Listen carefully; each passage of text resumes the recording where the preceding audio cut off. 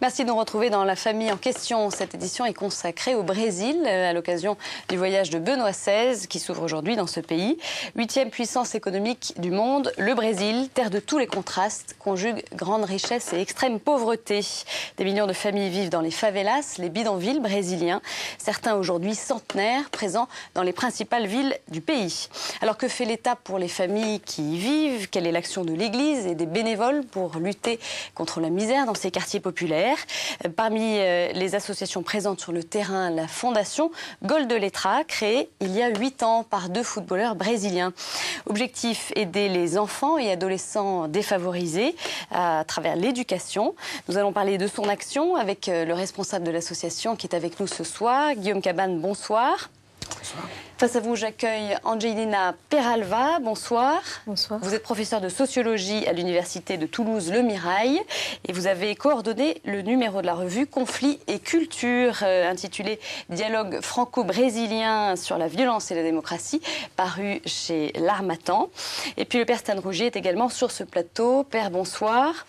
Alors vous avez publié de très nombreux livres, dont Dieu était là et je ne le savais pas, avec en couverture le Corcovado de Rio. Vous interviendrez dans les dernières minutes de cette émission. Avant de vous entendre tous les trois sur ce sujet, je vous propose de voir justement quelle est l'action de la Fondation Gol de Letra, expliquée par l'un des fondateurs, le footballeur Rai. Regardez. C'est un pays assez riche, une richesse naturelle, il y a une économie qui vit, qui est forte, mais en même temps, c'est malheureusement la pire distribution des ressources, de l'argent qu'il y en a au monde. Donc il y a une petite partie des gens qui sont très très riches, il y a une grosse partie des gens qui sont pauvres. Les cours proposés par Gol de Letra sont très variés. Lecture, dessin, musique, théâtre, informatique et bien sûr du sport avec le football.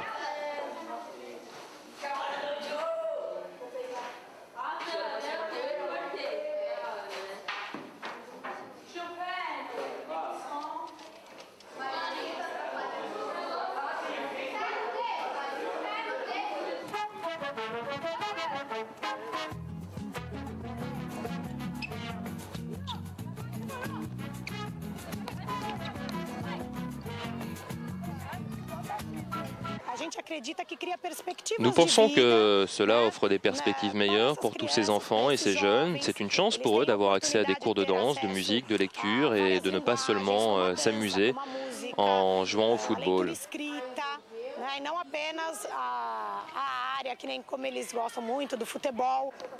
Le leitmotiv de l'association est d'ailleurs « Le football peut changer une vie, l'éducation peut en changer des milliers ».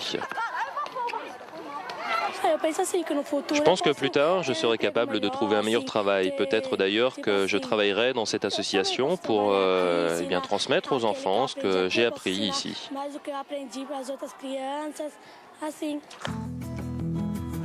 L'association présidée par Rai est maintenant connue un peu partout dans le monde. En 2001 d'ailleurs, la fondation Gol de Letra a été reconnue modèle mondial d'aide aux enfants défavorisés par l'UNESCO. Le fait de faire du foot, de devenir une personne connue, d'avoir du succès dans ma carrière, j'ai voulu profiter de ces pouvoirs, pouvoir de mobilisation, ces pouvoirs qui a le sport, le foot au Brésil, pour donner ma participation et aussi servir un peu comme exemple et aussi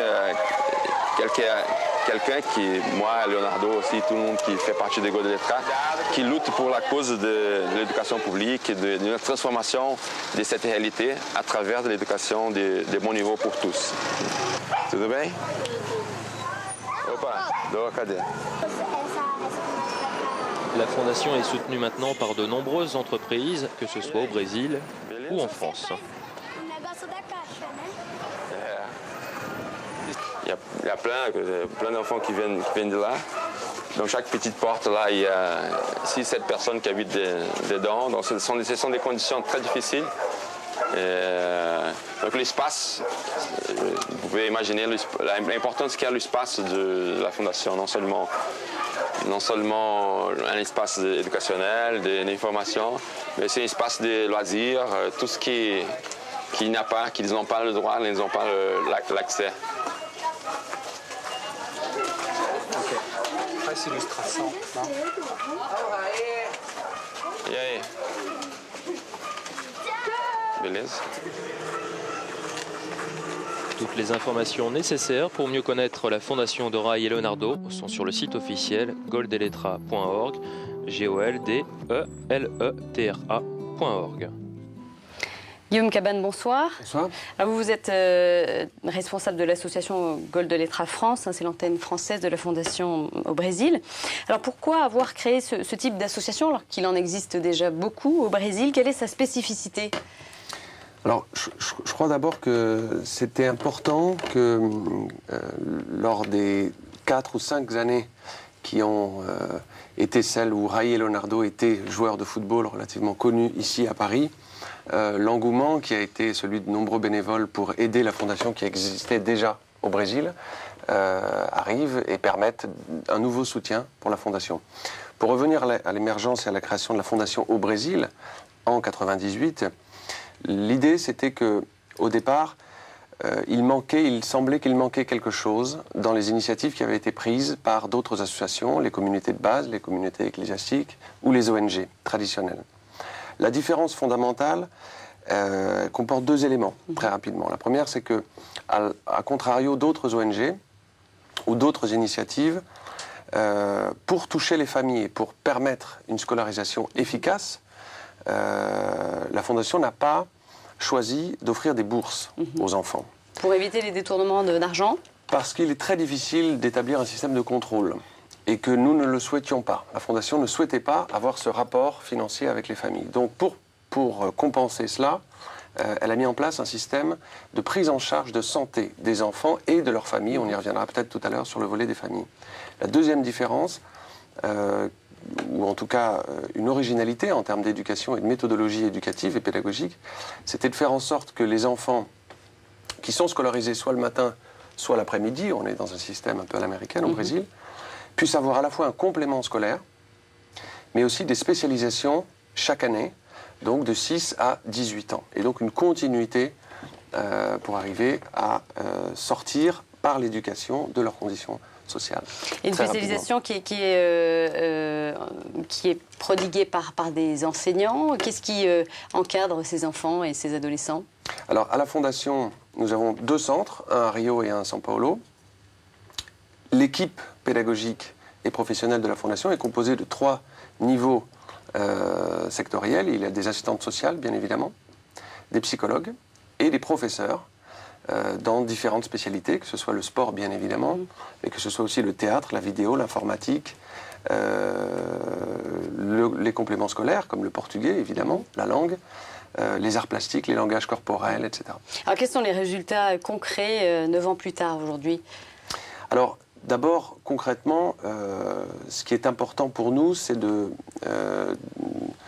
d'arriver à percevoir que là où nous sommes présents, le niveau de scolarisation et la tendance de continuité de scolarisation augmente. C'est-à-dire qu'un enfant qui est scolarisé, mais qui au départ, dans les favelas où nous travaillons, avait tout un tas de difficultés et de problématiques essentielles qui faisaient que la scolarisation ne pouvait pas être d'une bonne qualité, à la fois parce que le niveau scolaire des écoles municipales locales ou des écoles communautaires n'est pas très élevé, et puis ensuite parce que les problèmes sociaux, économiques ou essentiellement de violence faisaient qu'à un moment donné, ils arrêteraient. Alors ces enfants qui ont été pris en charge poursuivent leur scolarité. Voilà, la Fondation permet à un très grand nombre d'enfants qui continuent à avoir des problèmes généraux, on va dire, d'assurer leur scolarité par les compléments scolaires donnés au sein de la Fondation. Le deuxième impact, qui pour nous est très important, c'est le niveau de mobilisation sociale.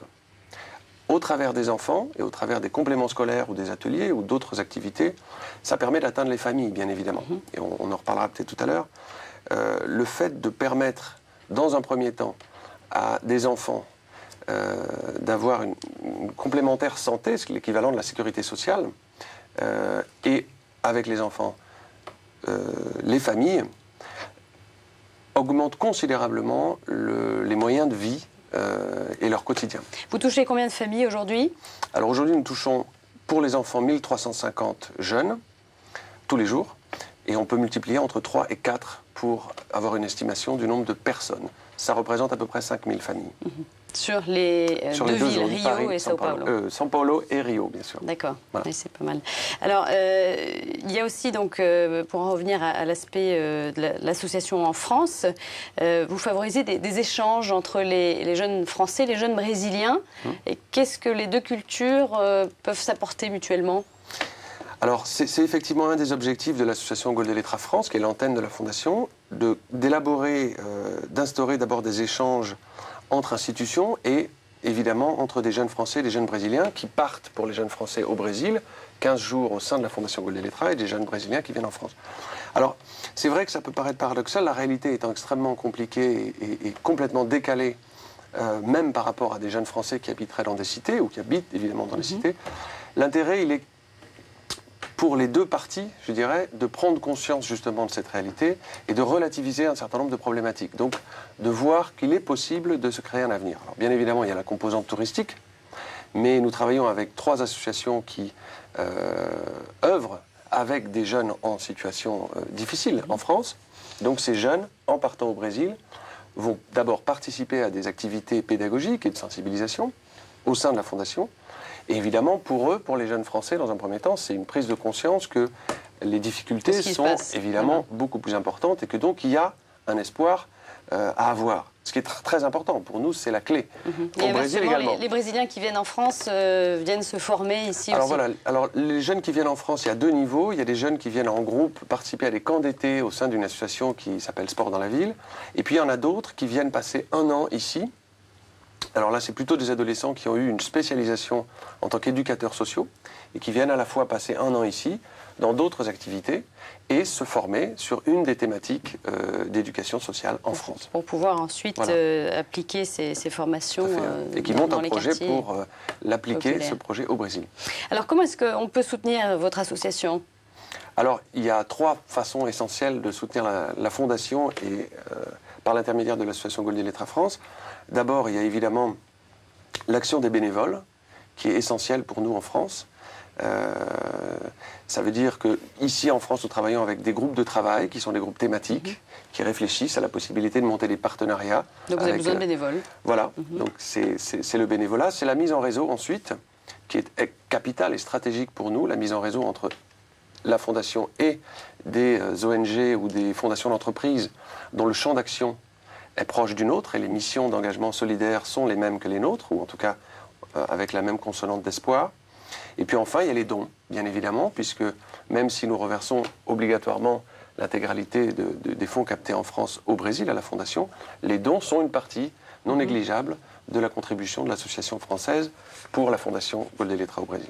Un mot pour terminer, le 13 mai aura lieu le 5e trophée Goldeletra en présence de Rai et Leonardo qui sera au profit de la Fondation. Donc ça va se passer à Levallois, Levallois-Perret dans les Hauts-de-Seine. Merci Guillaume Cabane. Angelina Peralva, bonsoir. Vous enseignez la sociologie à l'université Toulouse 2.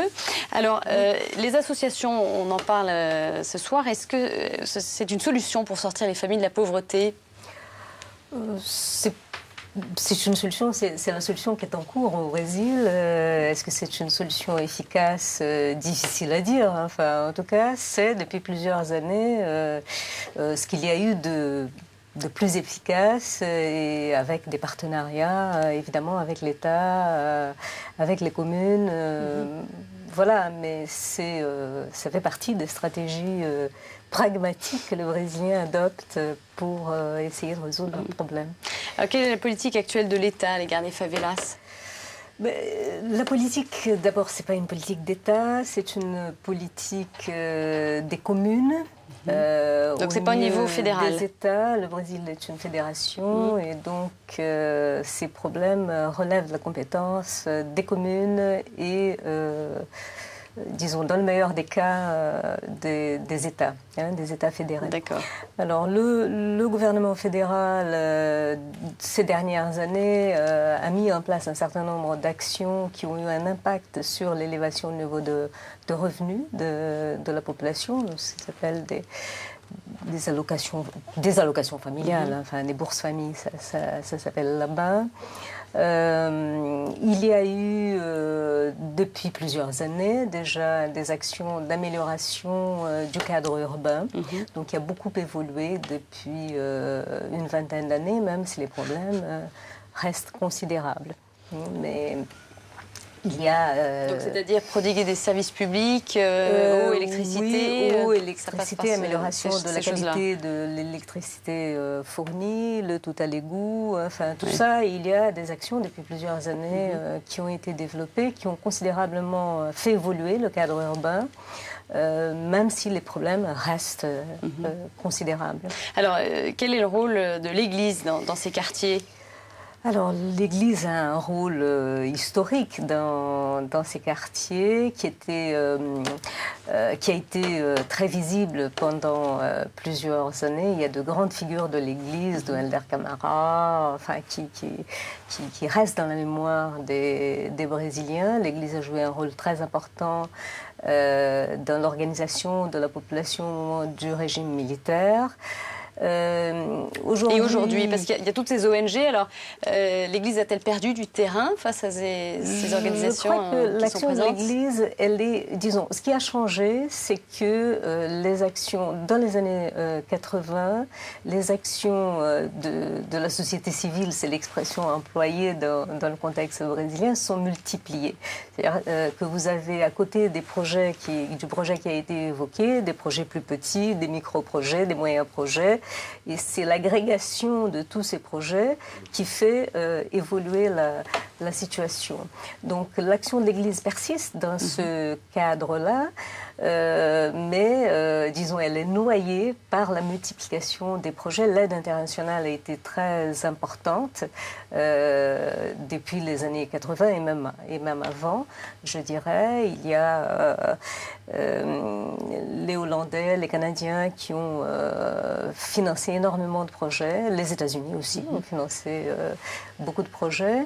Et donc tout ça a mis un mouvement, un nombre d'actions très important qui a permis de faire évoluer la situation. Alors en quoi est-ce qu'il faut intégrer les favelas au tissu urbain? Parce qu'il y a eu différentes politiques successives. On a relogé des populations en construisant des logements sociaux. Puis finalement, ce système-là a été mis de côté. Depuis la fin du régime militaire, on a compris quand même qu'on n'arriverait pas à éliminer les favelas.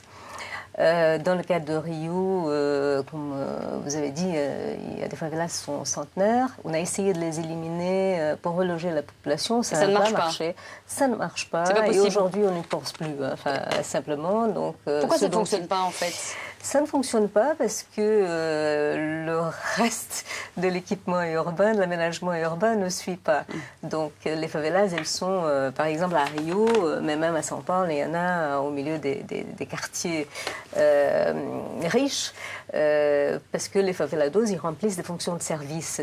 Et donc, c'est des employés de maison qui travaillent... il y a tout un système il y a tout un système de complémentarité qui est très fonctionnel. Et si vous délogez la population, ça devient très cher de venir travailler, etc. Et les familles n'y tiennent peut-être pas, d'ailleurs.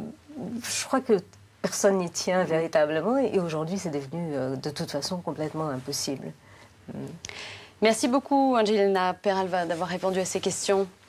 Alors Père, je me tourne vers vous. Vous avez passé quelques temps justement dans les favelas à Rio, pas seulement à Rio ou à Sao Paulo, mais bougé dans toute l'Amérique latine. Dans toute l'Amérique latine. Ouais. Pour le Brésil, alors quel souvenir vous en gardez? Je vais prendre un exemple à La Paz, en Bolivie. Un prêtre français qui était là-bas et qui disait « Je vois des gens mourir par manque d'hygiène, des femmes qui ont 10 enfants, il y en a 5 qui sont morts dans les 5 dernières années, et elles accusent Dieu. » Et moi, je ne peux pas arriver la bouche en cœur disant Jésus est ressuscité. Alors, nous essayons, avec un petit groupe de gens comme ceux dont on vient de parler tout de suite, d'apprendre aux gens ce que c'est que l'hygiène, d'apprendre aux gens les mesures qu'il faut pour lutter contre, trouver une parade contre tout ce qui les abîme, tout ce qui nuit à leur santé. Après, on pourra leur dire Jésus était là avec nous à faire ce travail. Moi, ce qui m'a le plus frappé au Brésil, c'est le nombre étonnant de croyants. On sent que c'est un pays où il y a une spiritualité fantastique, un goût de Dieu formidable, une joie de vivre aussi, une joie des relations humaines, beaucoup de tendresse, beaucoup de liens d'amitié, et puis alors un nombre fabuleux de prêtres dont beaucoup viennent d'Europe et qui se consacrent totalement aux plus pauvres.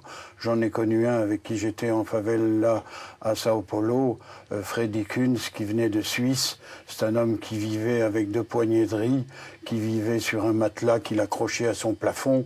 Et il y avait un bruit phénoménal de toutes les cabanes qui étaient autour de nous. Moi, j'aurais pas duré plus d'une semaine, là. C'est tant que vous êtes resté là-bas? Non, pas au Brésil plus longtemps, mais dans la favelle, oui. Pas plus, je ne pouvais pas. Le bruit me tuait, là. Je ne sais pas comment il faisait, lui. Peut-être il est devenu sourd. Ça peut aider. Enfin, il y avait des conflits, même toutes les nuits, des adductions d'eau qui ne se faisaient pas, les gens qui se piquaient le robinet les uns des autres, ou la tuyauterie. Enfin, c'était pas simple, la vie là-bas. Et je crois que c'est pas très romantique, hein. On peut faire évidemment des films genre Los Olvidados, mais quand on vit là-dedans, ça a des côtés sinistres, avec beaucoup de violence aussi. Parce que les gens se sentent désœuvrés, parce qu'ils veulent se donner une espèce de personnalité. Alors il y a des petits gangs qui se forment, et évidemment c'est les plus fragiles qui trinquent. Vous avez eu l'occasion de rencontrer des familles? Oui, bien sûr. Pas seulement des familles, mais des communautés. Et des communautés qui aiment se rassembler, qui aiment parler de leurs problèmes, qui aiment parler de leur vie, qui aiment parler de Dieu. Il y a encore une fois une intensité de vie. Ils vivent dans l'intensité, ils vivent dans le goût d'exister. Et ça, c'est assez poignant quand même. Et moi, je trouve admirable là, ce qu'on vient d'entendre de ce jeune-là qui nous parle de cette association. J'aurai 20 ans, je fonce là-bas, moi. Non, c'est vrai, je trouve que ça donne un sens à des tas de jeunes qui aujourd'hui se disent vivre pour quoi faire.